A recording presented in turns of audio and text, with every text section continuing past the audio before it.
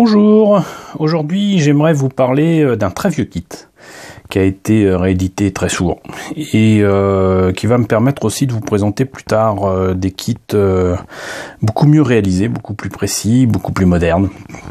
Mais respect quand même, encore une fois, à ce kit puisqu'il s'agit de la White Base.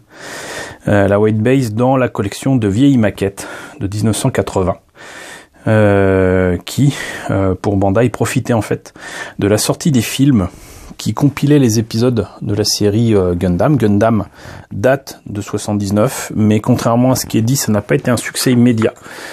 Tout comme Space Cruiser Yamato, désolé, j'appelle ça encore Space Cruiser Yamato, même si c'est plutôt Space Battleship Yamato maintenant. Mais il y a des années, l'auteur avait décidé d'appeler ça Space Cruiser, pour le titre international, mais je diverge. Donc la White Base de Gundam, qu'on voit bien évidemment dans les séries de 79, mais les kits de Bandai n'ont eu du succès que à partir de la sortie des films au cinéma. Et c'était ça par contre en 1980. Et avec, encore une fois, Yamato. Ça a été le début de la prise de conscience d'un marché existant de fans d'animation japonaise, j'allais dire, mais au Japon, bah voilà, fans d'animation qui étaient émus par les films de Yamato, qui étaient émus par les films de Galaxy Express, qui étaient émus par les films de Gundam, et avec des sujets qui étaient très adultes, donc on va dire plutôt ados, adultes, jeunes adultes.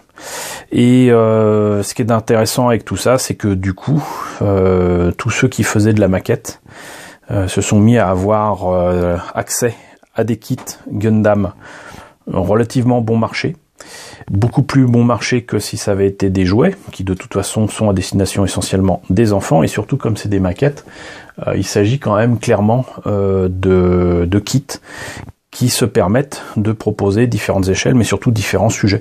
Donc là où d'habitude les jouets se contenteront de faire, on va dire par exemple les robots héros, les maquettes se permettaient de faire les opposants, les ennemis, les vaisseaux, les personnages, les ceci, les cela. Enfin, il y avait une variété énorme à disposition dans le domaine de la maquette, beaucoup moins que dans le domaine du jouet. Donc pour en venir à la White Base, il s'agit d'un vaisseau de classe Pegasus qui a vite été appelé par les opposants, les ennemis de Zéon, enfin Zéon étant les ennemis de la Fédération. Zéon l'a très vite appelé le cheval de Troie. Et a raison, puisque bon, fallait pas être très bête très intelligent pour se rendre compte que c'était le point de focalisation de certains membres de Zéon à cause du prototype de Gundam qui était à l'intérieur et qu'il fallait absolument stopper, à cause de nouvelles technologies, de nouvelles tactiques, ce qui faisait pas spécialement peur à Zéon, mais qu'il fallait absolument annihiler. Sans quoi les efforts de guerre ne servaient à rien. La guerre aurait été encore prolongée. Et elle s'appelle la guerre d'un an, mais elle a été absolument dévastatrice pour l'humanité et la Terre dans l'univers de Gundam. Et donc ce cheval de Troie est donc le vaisseau dans lequel les jeunes de la colonie qui est attaquée au début de la série et des films vont se réfugier et vont se retrouver à utiliser des véhicules, des mobile suits, un gun tank, un gun cannon, le Gundam donc pour Amurore, et que je vous dise pas de bêtises. Voilà, Bright Noah. Bright Noah, c'est le capitaine, c'est l'un des rares dans cet équipage à être vraiment militaire. À la base, tous les autres sont non pas des réservistes d'ailleurs, mais des civils qui n'ont pas eu le choix. Et Bright Noah d'ailleurs est un des rares personnages aussi que l'on voit dans pratiquement tout l'univers UC, donc Universal Century, puisqu'on le voit dans la première série, on le voit dans Zeta Gundam, on le voit dans Double Zeta, On le voit dans Unicorn et donc on le voit dans Charles Counter-Attack. Donc c'est un mec qui est là, qui est bien présent. Et moi je l'appelle le donneur de baffes parce que Amurore passe son temps à se prendre des baffes et Bright Noah n'est pas le dernier à lui en donner. Donc voilà. Sinon, je pense qu'on est tous d'accord pour dire que c'est un vaisseau qui est très coloré, pour le moins, que c'est un vaisseau qui a des formes très particulières, qui est vraiment très différent de ce qu'on trouve chez Zéon ou même du côté de la Fédération. C'est assez étonnant. Effectivement, il ressemble à moins un cheval qu'un sphinx dans la pose. Classe Pegasus parce que il a les espèces d'ailes qui sont supposées lui donner une certaine stabilité quand il est en atmosphère terrestre et pas spécialement dans l'espace, si je me rappelle bien. Donc voilà, on va pas dire que c'est moche, mais pas loin quand même. Et pourquoi j'ai ce vaisseau? Bah tout simplement parce que c'est un beau cadeau. Et on refuse pas les cadeaux. Donc merci à toi Olivier de me l'avoir offert. D'ailleurs il me semblait bien que je connaissais déjà cette maquette puisqu'en fait je l'avais acheté il y a des années et j'en ai utilisé des pièces pour notamment faire ma version du Voyager que je vous ai déjà présenté. Je vous mettrai le lien en fin de vidéo. Mais il reste que donc c'est un kit ancien qui a été réédité très souvent, qui est au 1200, et il y a le vaisseau, il y a à la fois les mobile suits et le véhicule ici dont le nom m'échappe totalement. Il était vendu au Japon, en tout cas jusqu'à récemment, donc à 1000 yens, ce qui nous fait à peu près 8-10 euros quoi. Ce qui est pas bien cher payé vu la taille de la boîte. Voilà ce que ça donne une fois monté et peint. Vous voyez que donc c'est vraiment typique des vaisseaux et des engins si particuliers de l'animation japonaise des années 80. Donc on voit bien qu'il y a à la même échelle les mobile suits et le véhicule. On voit qu'il y a d'ailleurs il y a moyen d'ouvrir les panneaux et de faire passer les véhicules dans tout ça. Donc entre le jouet et la maquette sans doute, mais avec des fonctions fort sympathiques pour qui connaît la série et bien évidemment les films.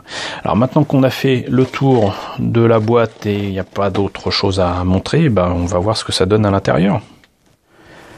Alors, la notice, bah, elle n'est pas en couleur, ce qui m'étonne un petit peu, parce que ça a beau être une réédition d'un vieux kit Bandai.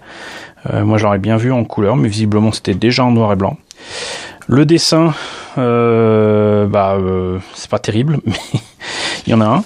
Ça explique certainement quelles sont les capacités de l'engin et son histoire. Les pièces en présence, bah apparemment il n'y aurait que 4 grappes, bien fournies, mais 4 grappes seulement. Ça commence par le socle, qui visiblement a des formes assez particulières. Moi, je verrais bien ça sur un vaisseau à la Leiji Matsumoto. Le haut, on va dire, du vaisseau avec la passerelle, on commence par ces pièces-là, qui sont peut-être les plus fragiles. Il y a le côté du vaisseau, alors je sais plus exactement à quoi ça servait. Ça fait un peu bouclier, mais bon, j'avoue que mes souvenirs des films de Gundam, j'en ai pas gardé un souvenir impérissable. Mais bon, donc là il y a des espèces d'entrée d'air, réacteurs, je ne sais quoi, sur les côtés de ce qu'on va appeler les pattes avant. Nous avons ensuite donc la réunion de ces pièces-là, plus les petites ailes, on va appeler ça l'empennage arrière du vaisseau. Les pattes arrière qui seront aussi les réacteurs sont réalisées ici. On réunit tout cela apparemment avec une pièce commune et enfin le début des moteurs pour que tout cela ait apparemment une certaine cohésion. Et une fois qu'on a tout réuni, j'imagine qu'on a fini le vaisseau et on peut attaquer donc les petites pièces qui correspondent au Gun Tank, Gundam et Gun Cannon, au 1200 je le rappelle.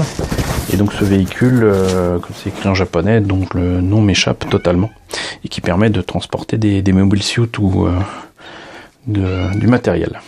Donc là, il est rappelé qu'on peut enlever ces pièces-là pour mettre les mobile suits à l'intérieur, et on voit la comparaison avec un vaisseau de Zéon, exactement à la même échelle. On voit que la White Base est quand même un peu plus massif. Voilà. Donc les pièces, je les ai pas sortis des sachets parce que je sais, pour en avoir déjà eu un, que on a vite fait de les perdre, les pièces.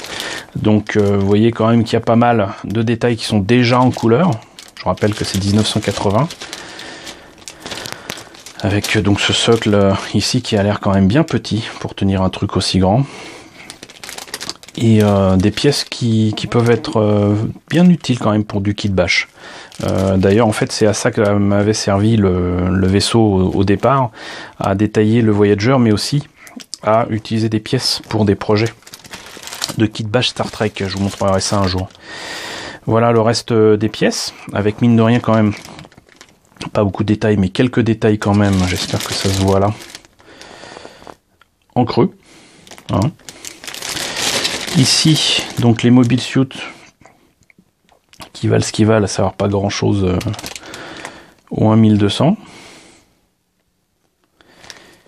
Donc le gun tank, le gun cannon, le Gundam et le véhicule là. Et je ne sais pas pourquoi, une pièce qui n'a pas de plastique. D'ailleurs, c'était les pièces que j'avais utilisées justement pour les projets de kit bash Star Trek, avec on va dire les membres de la White Base et ces trucs mystérieux qui du coup ne sont pas jaunes mais blancs, mais ça facilite la peinture, puisque je le rappelle, si vous voulez peindre quelque chose en jaune, le mieux c'est de peindre d'abord en blanc et ensuite de faire éventuellement un petit brossage à sec jaune, c'est pas plus mal. Et là vous avez un truc typique, encore une fois, des maquettes des années 80, à savoir le petit carton qui va bien. Je vous en avais présenté un, par exemple, comme ça, sur l'Atlantis, enfin l'Arcadia de Harlock, donc Albator. Et là, vous voyez, donc vous pouvez plier ce carton et faire en sorte que ça tienne, et mettre ça certainement à côté de la White Base une fois terminé. Ça vous permet d'avoir l'équipage, les héros, certains des héros de Gundam avec vous, avec la maquette. Donc voilà, c'était la White Base au 1200 de Bandai, la vieille édition, la très vieille édition de Bandai. Merci encore pour ce beau cadeau, Olivier. Je l'ai retrouvé, ça me fait plaisir et ça me permet de vous montrer ça. Ça me permet aussi de vous dire que je me prépare à vous parler d'énormément de vaisseaux. J'ai remis la main sur voilà le Argama qu'on voit à la fois dans Zeta Gundam et dans Double Zeta. J'ai remis la main sur le Salamis et le Magellan. J'ai remis la main sur un de mes vaisseaux préférés qui est l'Albion de 0083, et c'est pas les seuls, puisqu'en fait je suis retombé sur en fait des cartons qui avaient essentiellement toutes mes maquettes EX modèle, et ça fait plaisir. Donc ça va me permettre de vous parler de plein de choses comme ça très intéressantes. Et ben écoutez, j'espère que cette présentation vous aura quand même intéressé. N'hésitez pas à me dire ce qu'il en est dans la section commentaires. N'hésitez pas à liker.